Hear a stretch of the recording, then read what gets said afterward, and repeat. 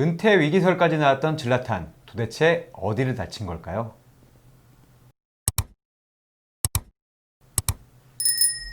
네, 박사님, 질라탄 이브라히모비치가 은퇴설까지 나왔는데 이번에 밀란에서 공식 발표를 했습니다. 직접 보셨습니까? 네, 직접 찾아가서 봤습니다. 정확한 부위는 어디를 다친 건가요?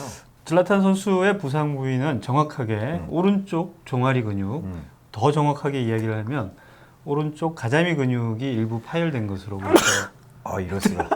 죄송합니다. 코로나 아닙니다. 계속 말씀해 주세요. 죄송합니다. 진짜 아니에요. 네.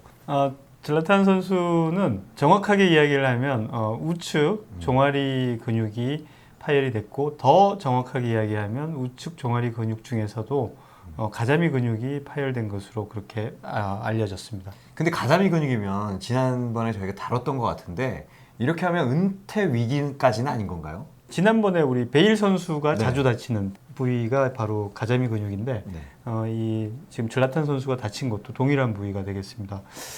근육을 다쳤다고 해서 뭐 은퇴까지는 생각을 안 해도 되는데 질라탄 선수가 재발성으로 계속 이제 반복된다면 뭐 은퇴까지도 생각이 되겠지만 지금은 처음 다친 근육이기 때문에 잘 회복하면 뭐 큰 문제는 없을 것으로 생각이 됩니다. 그럼 만약에 질라탄이 한국에 이제 방역이 잘 됐으니까 스피크를 찾아가지고 박사님께 치료를 의뢰한다면 어떻게 치료해 주시겠습니까? 일단은 뭐 초음파로 검사를 해서 찢어진 부위가 발견이 되면 그쪽 부위에 주사 치료를 먼저 하죠. 재생 주사를 놓고 네. 만약에 이제 찢어진 부위가 커서 이제 뭐 혈액이 고였거나 하면 이제 혈액 제거를 저는 하는 편이고, 그런 다음에 이제 주사 치료를 한 다음에 한 2, 3일 정도 이제 지켜보고 근육 통증이 좀 가라앉고 하면 이제 그때부터 천천히 재활을 시작을 합니다.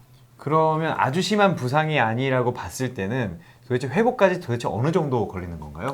혈종이 보이지 않고 그냥 이제 약간 찢어진 정도면 뭐 종아리 같은 경우에는 보통 한 10일에서 14일 정도 이 정도 봅니다. 네. 그러면 그렇게 긴 부상은 아니네요. 혈종 말씀하신 데 혈종이 안 보인다면? 그렇죠. 근데 이제 혈종이 조금 보이고 어느 정도 이 근섬유가 손상된 것들이 초음파에서 확인되는 그 정도라면 종아리 근육 같은 경우에는, 그리고 선수의 어떤 특징이 속도가 나는 선수고 점프를 많이 하는 그런 포지션이라면 한 3주 이상도 이제 보는 거죠. 근데 원래 은퇴 위기설이 나왔던 거는 질라탄 이브라히모비치가 3월에 아킬레스 부상이 있었고 아킬레스건이 파열됐을지도 모른다는 의심이 있어서 은퇴 이야기가 나왔던 건데, 아킬레스건을 갖췄으면 정말 은퇴까지 생각을 해봐야 되는 건가요? 맞습니다. 지금 질라탄 선수 나이가 만으로 38세. 네. 굉장히 많은 나이고 81년 닭띠입니다. 네, 아킬레스건이 다치면 수술을 하든 수술을 하지 않든 간에 이제 회복까지 걸리는 시간이 약 한 6개월 이상이 걸립니다. 6개월. 한국 나이로 40에 6개월을 쉬어야 된다. 정말 은퇴를 생각할 수도 있겠네요. 그렇죠. 네. 그리고 아킬레스건 손상 이후에 이제 복귀율이 뭐 수술을 하는 경우에는 약 한 80% 정도 그 정도이기 때문에 굉장히 이제 은퇴할 확률이 굉장히 높아지는 거죠. 권창훈 선수도 여기를 다쳤었잖아요. 그렇죠. 권창훈 선수도 복귀하는데 그 정도 걸렸던 건가요? 권창훈 선수는 좀 생각보다 빨리 복귀를 했는데 한 6개월에서 7개월 정도 걸렸던 것 같습니다. 그러면 제가 듣기로는 아킬레스건 파열이 부위에 따라서 또 복귀 시기가 갈라진다는데 그런 것도 분명히 있는 건가요? 아니면 파열 정도가 더 중요한 건가요? 파열 정도, 그러니까 완전 파열이면 그 정도 이제 걸린다라고 생각을 하면 되고, 파열 부위는 글쎄요, 크게 뭐 작용을 안 하는 것 같습니다. 그럼 아킬레스건은 저도 아버지가 아킬레스건이 한번 파열된 적이 있어서 그때 한번 전화를 드린 적이 있는데, 이거는 왜 다치는 건가요? 주로 이제 아킬레스건이 파열되는 이유는 갑작스럽게 아킬레스건에 부하가 걸리는 그런 동작들을 하는 와중에 이제 찢어지게 되는 것이죠. 네. 예를 들어서 뭐 점프를 한다든지 아니면 준비가 안 된 상황에서 뭐 갑작스러운 어떤 스피드를 내는 스프린트를 한다든지 하는 그런 상황이 되면 이제 찢어지기 뚝 하는 느낌과 함께 찢어지게 되는 거죠. 그거 말고도 몸에 느낄 수 있는 증상이 좀 있나요?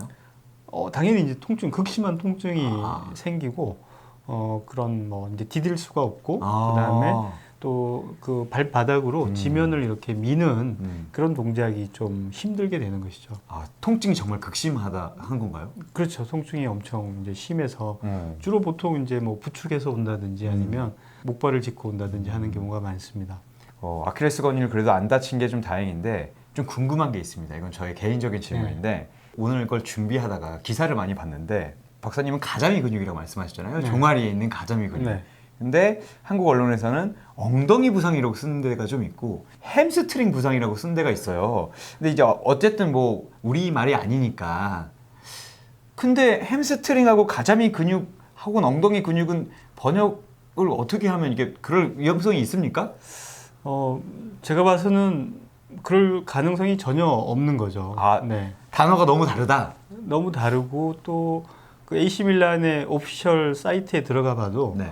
정확하게 이제 아킬레스 텐더는 뭐 퍼펙트리 인택트하다 이렇게 나와 있고 대신에 라이트 솔레우스라고 이렇게 정확하게 적혀져 있습니다. 솔레우스라고 써 있다. 네, 네.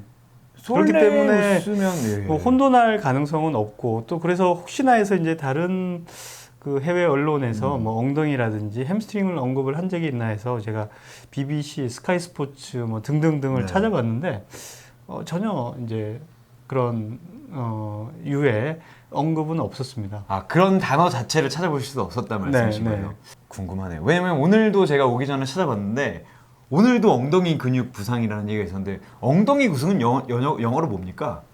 엉덩이는 뭐 글루티우스라고 하는 아. 근육 이름인데 글루츠 그렇죠. 보통 그 정도 이야기를 하죠. 그러면 솔레우스하고 글루츠는 너무 다른 단어인데 그렇죠. 햄스트링은 정말 햄스트링이라고 쓰던가 아니면 뭐 허벅지 근육이라고 썼던 걸로 제가 그렇죠. 기억을 하고 맞습니다.